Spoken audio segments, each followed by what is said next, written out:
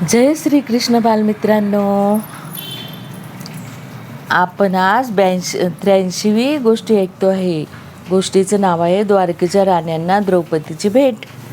बघा, आपण बघितलं की सूर्यग्रहणाच्या वेळी कुरुक्षेत्रावर द्रौपदी आणि पांडव हे सगळे आलेले होते आणि इकडे सगळे द्वारकाधीश आणि त्याच्या पत्न्या पण आल्या होत्या आणि या सगळ्या द्रौपदीला भेटल्या.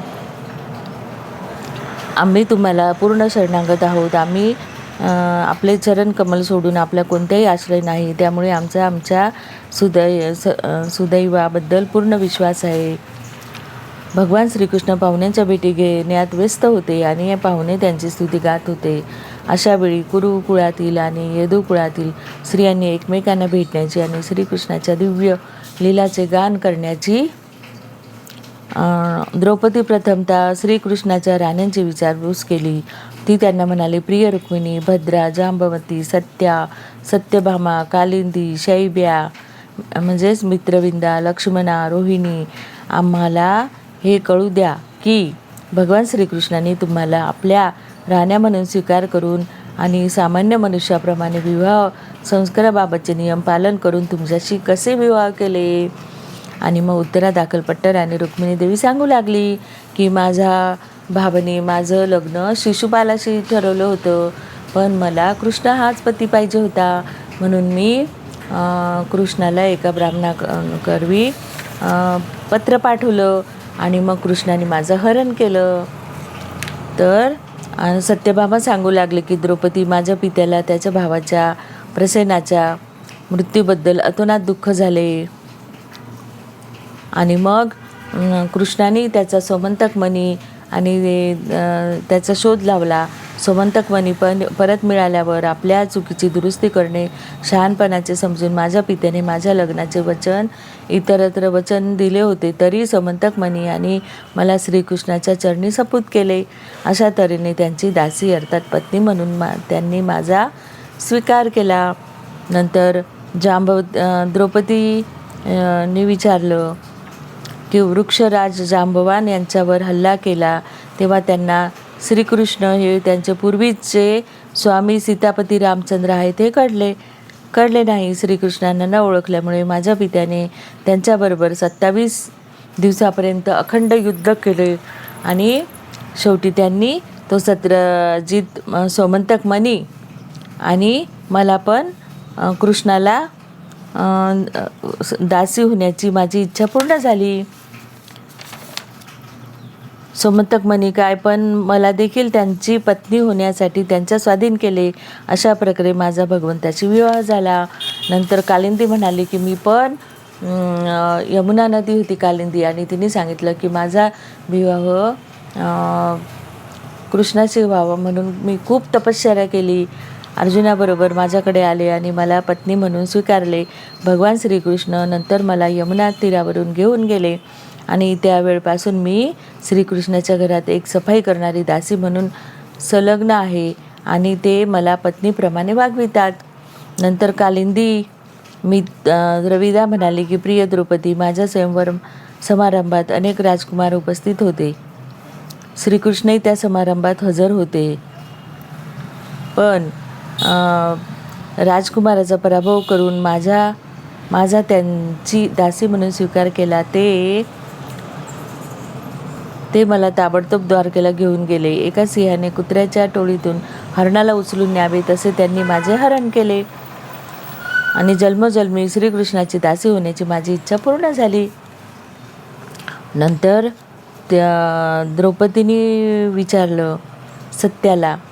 मग तिने सांगितलं की माझ्या वडिलांनी एक शर्यत ठेवली होती की 7 ऋषभ अगदी धष्टपुष्ट यांना एकाच वेळी व्यसन घालेल त्यालाच मी माझी मुलगी देईल, पण कुठल्याच राजाला हा पण जिंकता आला नाही आणि श्रीकृष्णाने तो पण जिंकला आणि म्हणून भगवान श्रीकृष्णाने त्या सर्वांचा धुवा उडविला आणि मला अशा प्रकारे त्यांची दासी बनवून त्यांच्या चरणकमलाची सेवा करण्याचा अधिकार देण्यात आला.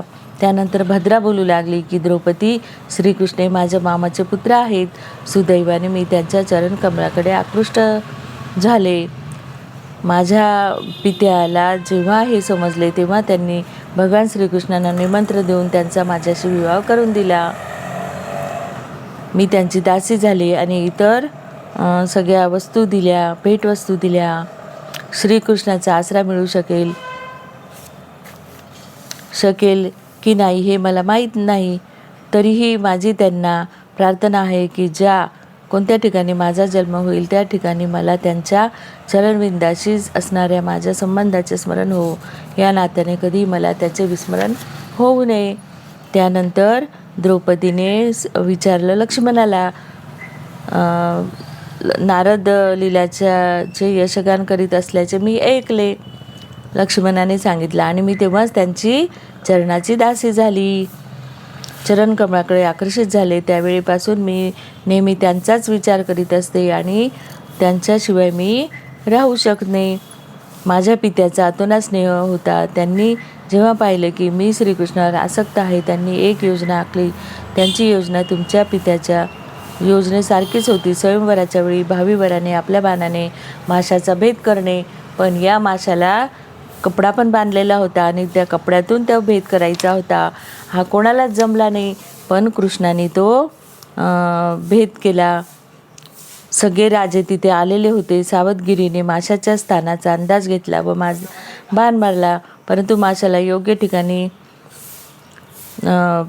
असं मत्स्यभेद करण्याचा प्रयत्न केला सगळ्यांनी, पण कृष्णानेच हा विजय अभिषेक क्षणी मिळविला.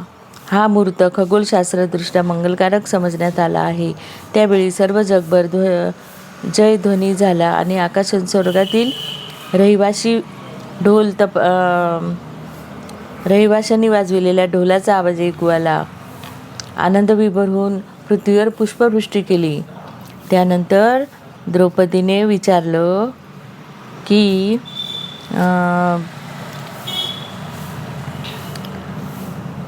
आरडाओरड सुरू झाला आणि धनुष्य घेतले आणि सुंदर रथ द्वारकेकडे हाकारला. अशा सगळ्या पत्न्यांनी आपली आपली कहाणी तिला सांगितली द्रौपदीला, की मी कशी राणी झाली.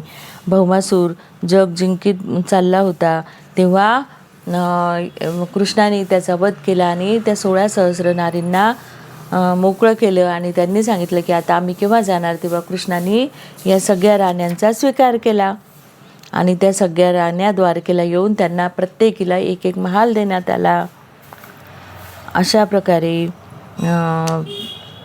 आदिवासी स्त्रिया भगवान श्रीकृष्णाच्या चरणांनी तुडविले जावे म्हणून वृंदावनात तृण म्हणून जन्म घेण्याची सदैव इच्छा करतात. म्हणजे ज्या गोपी आहेत तर त्यांनी काय सांगितलं की भगवंता आम्हाला गवत बनव, पण त्या गवतातून भगवंताचा आम्हाला पदस्पर्श होईल तरी पण आम्ही धन्य मानू. म्हणजे अशा गोपी पण कृष्णावर प्रेम करणाऱ्या होत्या.